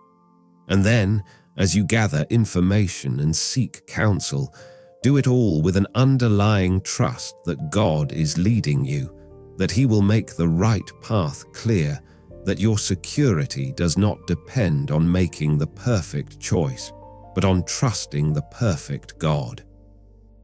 Perhaps the most powerful application of Psalm 62 is simply this: God is enough. Whatever you are lacking, whatever you are needing, whatever you are longing for, God is enough. Not God plus something else. Just God, God alone. This is the message of Ak, repeated 6 times in the psalm. Only God, God only. God alone is sufficient. This does not mean God will give you everything you want. It means God Himself is what you need, even if circumstances do not change, even if problems do not get solved the way you hope, even if prayers are not answered the way you expect. God Himself is enough. His presence is sufficient. His love is adequate. His faithfulness is complete. As you rest tonight, this is the truth you need to hold on to. Whatever tomorrow brings, God is your rock. Whatever challenges you face, God is your salvation. Whatever threatens you, God is your fortress. Whatever you need, God is your refuge. He is enough. He alone is enough, and in Him your soul can find rest. Second reading, returning to the words. We have traveled far together tonight, exploring the depths of Psalm 62. We have walked through history, examined Hebrew words, considered theology, and applied truth to our lives. Now it is time to return to where we began, to hear these verses again with new ears, with deeper understanding, with hearts ready to receive. As I read these words one final time, let them wash over you like gentle waves. Do not try to analyze them. Do not work to understand them. Just receive them. Let them settle into your spirit. Let them speak peace to your soul. From the King James Version. Truly my soul waiteth upon God. From Him cometh my salvation. Your soul, the deepest part of you, can be silent before God, can wait on God, can rest in God. Salvation, deliverance, rescue, it all comes from Him, not from your efforts, not from your wisdom, not from your strength, from Him alone. He only is my rock and my salvation. He is my defense. I shall not be greatly moved. Only He, God alone, your rock, solid and sure, your salvation, complete and certain, your defense, strong and sufficient. You will not be greatly moved because you stand on what cannot be moved. How long will ye imagine mischief against a man? Ye shall be slain, all of you. As a bowing wall shall ye be, and as a tottering fence. Your enemies may plot, but they are already falling. They may seem strong, but they are structurally unsound. They are leaning walls, tottering fences. They cannot stand against God's purposes for you. They only consult to cast him down from his excellency. They delight in lies. They bless with their mouth, but they curse inwardly. Selah. People may speak one thing and intend another. They may smile while plotting harm, but you do not need to defend yourself. You can be silent before God. Selah. Pause. Consider. Let God handle it. My soul, wait thou only upon God, for my expectation is from him. Speak to your own soul. Command it to wait, to be silent, to rest, only on God. All your hope, all your expectation, all your confidence, it comes from him, not from circumstances, not from people, from him alone. He only is my rock and my salvation. He is my defense. I shall not be moved. The declaration again, stronger now, not just not greatly moved, but not moved at all. Complete stability, total security, perfect peace, because your foundation is God who never moves. In God is my salvation and my glory. The rock of my strength and my refuge is in God. In God, everything you need is in God. Your salvation in God. Your glory, your honor, your significance in God. Your strength in God. Your refuge, your safe place, your shelter in God. Not in yourself, not in others, in God. Trust in him at all times, ye people. Pour out your heart before him. God is a refuge for us. Selah. The invitation, trust him always, not sometimes, not when it is convenient, at all times. Pour out everything to him, every thought, every feeling, every fear, every hope. He is your refuge, he is safe, he receives you. Selah. Pause, let this truth sink deep. Now from a modern translation, fresh words for ancient truth. Truly my soul finds rest in God. My salvation comes from him. Rest, true rest, deep rest, soul rest. Not just physical relaxation, but spiritual peace. And it is found in God. Your salvation, everything you need to be rescued and restored, comes from him. Truly, he is my rock and my salvation. He is my fortress. I will not be shaken. Rock beneath you, salvation surrounding you, fortress above you. You are completely secure. The storms may rage, but you will not be shaken. You stand on the unshakable. How long will you assault me? Would all of you throw me down, like a leaning wall, like a tottering fence? The attacks come, but they are futile. Your enemies are like structures already collapsing. They cannot ultimately harm you because you are protected by God. Surely they intend to topple me from my lofty place. They take delight in lies. With their mouths they bless, but in their hearts they curse. Deception may surround you. People may be false, but God sees through it all, and you are safe in him, regardless of what others intend. Yes, my soul, find rest in God. My hope comes from him. Again, the call to your soul. Find your rest in God. Let your hope come from him, not from your plans, not from your abilities, from him alone. Truly, he is my rock and my salvation. He is my fortress. I will not be shaken. The repetition strengthens you, builds your confidence, deepens your trust. Rock, salvation, fortress, unshakable. This is your God. This is your reality. My salvation and my honor depend on God. He is my mighty rock, my refuge. Everything depends on Him. Your deliverance depends on Him. Your dignity depends on Him. Your security depends on Him. He is mighty. He is refuge. He is everything you need. Trust in Him at all times, you people. Pour out your hearts to Him, for God is our refuge. The final call, trust always, pour out everything.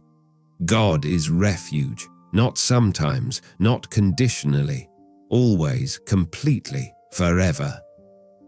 Breathe deeply now. Let these words settle. Let them do their work. You have heard them twice, explored them thoroughly, and now you can simply rest in them. Closing meditation, drifting into peace. It is time now to let go completely. You have heard the words. You have understood the meaning. You have received the invitation. Now simply rest. Feel your body sinking into your bed, every muscle relaxing, every tension releasing, your breathing slowing, your thoughts quieting, your soul finding its place of rest in God. Picture yourself in that green pasture beside still waters that we explored at the beginning, but now you see it more clearly. The grass is thick and soft beneath you. The water is crystal clear and perfectly calm. The sky above is painted with stars, and you are safe, completely, utterly safe. God is here. God is your rock, solid beneath you even though you lie on soft grass. God is your salvation, having delivered you to this place of peace. God is your fortress, surrounding you with protection even in this open place. You are secure. You are held. You are loved. All the worries you carried into this time, imagine them now floating away like clouds on a gentle breeze. Your financial concerns, your relationship struggles, your health fears, your work stress, your uncertain future. One by one, see them drifting away, carried off by the wind. They are not your burden to carry tonight. God has them. God will handle them. God is sufficient for all of it. The enemies who oppose you, the people who misunderstand you, the voices that criticize you, they are like leaning walls already falling. You do not need to push them. You do not need to fight them. You can simply rest in the confidence that God sees, God knows, and God will deal with them in His time and His way. They cannot touch you. You are hidden in God, your fortress, your high tower. Feel the weight of trust settling over you like a warm blanket. Trust in God. Trust at all times. Trust completely. Trust exclusively. God alone.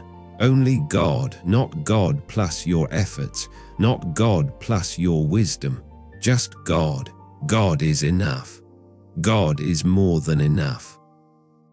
Pour out your heart one last time. Whatever remains, worry, fear, sadness, anger, confusion, just release it now. Pour it out like water. Let it go. Give it to God. He receives it. He handles it. He cares for it. And He gives you peace in return.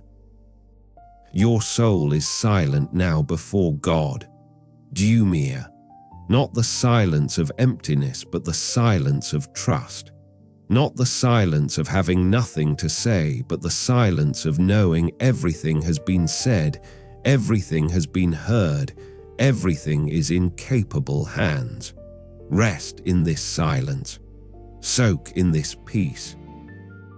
God's power surrounds you. Infinite strength protecting you. God's unfailing love envelops you. Eternal cheese holding you. You are completely secure. Nothing can snatch you from God's hand. Nothing can separate you from God's love. Nothing can shake you from your foundation on the rock. As you drift towards sleep, know that God does not sleep. As you close your eyes, know that God's eyes never close. As you rest, know that God remains alert, watching over you with perfect care. You can let go because He never lets go. You can rest because He never rests from His care for you. Tomorrow will bring its own challenges, but tomorrow is not tonight. Tonight is for rest. Tonight is for peace. Tonight is for trusting God alone. Tomorrow, God will be your rock again. God will be your salvation again. God will be your fortress again, just as He is tonight, just as He has always been, just as He will always be. The Lord is your shepherd. You shall not want. He makes you lie down in green pastures. He leads you beside still waters. He restores your soul, and tonight He gives you rest. Deep, peaceful, complete rest. Rest for your body. Rest for your mind. Rest for your soul. You are safe. You are loved. You are held. God is your rock. God is your salvation. God is your fortress. And in Him you will not be moved. Sleep now in peace. Rest now in confidence. Trust now in God alone. He is enough. He has always been enough. He will always be enough. Selah, pause, rest, be still. God is God, and you are His. Sleep well, beloved. Sleep in peace. Closing call to action. Before you drift completely into sleep, I want to invite you to join our Slumber Bible community. If this meditation has brought you peace tonight, if these ancient words have spoken rest to your soul, if you have found comfort in exploring God's Word in this way, please consider subscribing to this channel and clicking the notification bell so you will be notified when new meditations are posted.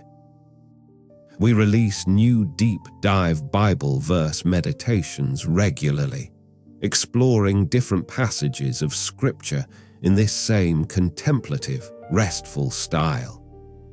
Each meditation is designed to help you end your day in God's presence, to find peace in His Word, and to sleep in the confidence of His love and care. If you found this particular meditation helpful, please give it a thumbs up. It helps others who are searching for peaceful sleep to find these meditations.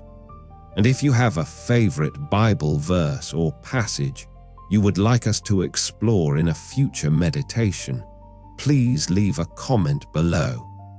We love hearing from you and knowing how God is using these meditations in your life. You can also share this video with anyone you know who struggles with anxiety, who has trouble sleeping, or who simply needs to hear the truth that God is their rock, their salvation, their fortress. Sometimes the greatest gift we can give someone is the gift of peace, and these meditations are designed to offer exactly that. Thank you for spending this time with us tonight. Thank you for opening your heart to God's Word. Thank you for trusting Him, for waiting on Him, for finding your rest in Him alone. May His peace guard your heart and mind tonight and always. Sleep well, dear friend. God is with you. God is for you. And in God alone, your soul finds rest. Good night, and may God bless you with the deepest, most peaceful sleep. Amen.